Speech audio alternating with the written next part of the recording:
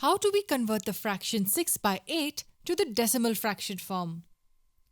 All we have to do is divide 6 by 8. We can say that in the first step, we divide the numerator by the denominator.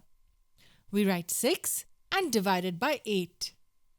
How do we proceed with the division? 6 does not divide exactly into 8, and we will be left with a remainder of 6.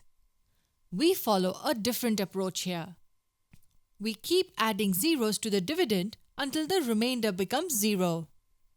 We write a 0 here. Now we divide 60 by 8.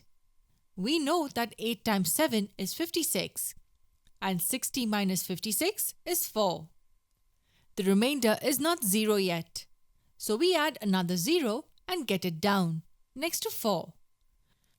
We know that 8 times 5 is 40, and 40 minus 40 gives us a 0. Now we can stop adding zeros as the remainder is 0. All we need to do now is place the decimal point in the quotient, which is 75. But where do we place the decimal point? Do we write it as 7.5 or 0.75 or 0.075 or any other way? To know that, we need to understand this simple rule. The number of decimal places will equal the number of zeros added. In this case, the number of zeros added was 2. So we put a decimal point before 2 digits to get 0.75. So 6 by 8 will equal 0.75.